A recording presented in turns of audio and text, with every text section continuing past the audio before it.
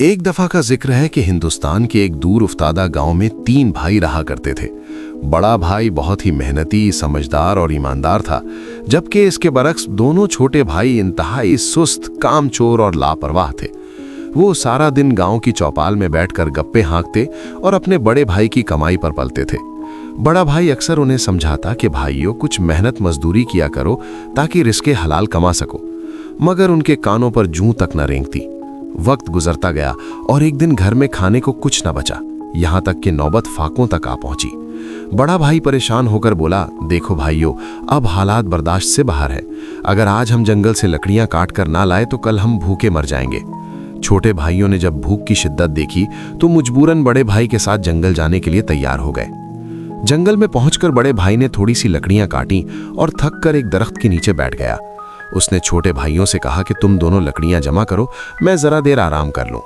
अभी बड़े भाई की आंख लगी ही थी कि उसे ख्वाब में एक बुजुर्ग दिखाई दिए। बुजुर्ग ने निहायत फिक्रमंदी से कहा, ऐ नौजवान, होशियार हो जा, तुम्हारे भाई एक बड़ी मुसीबत में फंसने वाले हैं। एक सुनहरी चिड़िया उन्हें लालच दिखाकर एक ऐसी जगह ले गई है जहां से वापसी नामुमकिन है। वो कोई आम चिड़िया नहीं, बल्कि इस जंगल की जालिम जादूगरनी है जो भेष बदलकर इंसानों का शिकार करती है। इधर छोटे भाइयों के सामने अचानक एक निहायत खूबसूरत सुनहरी चिड़िया आई, जिसके मुंह में हीरों से जड़ा एक कीमती हार था। चिड़िया ने वो हार उनके करीब गिराया और उड़ गई।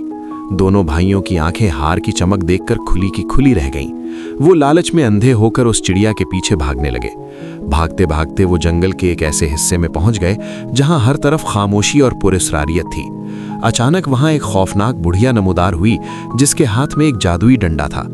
इससे पहले कि वो कुछ समझ पाते, जादूगरनी ने अपना डंडा लहराया और देखते ही देखते वो दोनों इंसान से बकरी बन गए। ये उस जालिम जादूगरनी का पुराना खेल था। उसने वहां हजारों इंसानों को जानवर बनाकर कैद कर रखा था। बड़े भाई की जब आंख खुली तो वो अपने भाइयों को ना पाकर सख्त परेशान हुआ।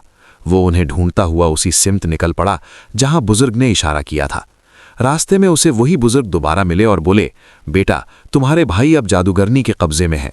अगर तुम उन्हें बचाना चाहते हो तो मेरी बात गौर से सुनो। आगे एक तालाब आएगा जिसका पानी सुर्ख होगा। तुम्हें उस तालाब के किनारे रखी हुई एक मूर्ति पर बिस्मिल्लाह पढ़कर थूकना होगा और फिर उस मूर्ति को तालाब में फेंकना होगा। इसके बाद तालाब का पानी जिस जानवर पर भी डालोगे वो दोबारा इंसान बन जाएगा। बड़ा भाई हिम्मत करके जादूगरनी के किले तक पहुंच गया। वहां का मंजर बड़ा ही अजीब था। हजारों जानवर इधर उधर शोर मचा रहे थे।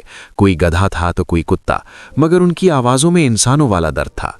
बड़े भाई ने फौरन बुजुर्ग की बताई हुई मूर्ति ढूंढी, उस पर बिस्मिल्लाह पढ़ी और उसे सुर्ख तालाब में फेंक दिया। मूर्ति के गिरते ही एक जोरदार धमाका हुआ और जादूगरनी का तमाम तिलिस्म टूटकर बिखर गया। जादूगरनी चीखती चिल्लाती राख के ढेर में बदल गई। बड़े भाई ने जल्दी से तालाब का पानी लिया और अपने भाइयों समेत वहां मौजूद तमाम जानवरों पर छिड़क दिया। चंद ही लम्हों में वो पूरा मैदान इंसानों से भर गया, जो खुशी से बड़े भाई का शुक्रिया अदा कर रहे थे। वापसी पर उन्हें उसी जगह से 3 ऐसे सेब मिले जो दरअसल बहुत बड़े और कीमती हीरे थे। तीनों भाइयों ने वो हीरे शहर के एक बड़े ताजिर को बेचे और इतनी दौलत कमाई कि उनकी आने वाली नस्लें भी निहाल हो गईं। छोटे भाइयों ने हमेशा के लिए सुस्ती और कामचोरी से तौबा कर ली और अब वो अपने बड़े भाई के साथ मिलकर इज्जत की जिंदगी गुजारने लगे। सच है कि लालच का अंजाम हमेशा बुरा होता है और सच्ची नीयत से की गई मेहनत कभी रायगा नहीं जाती। अगर कहानी अच्छी लगी हो तो चैनल को सब्सक्राइब करें और वीडियो को लाइक करें। शुक्रिया।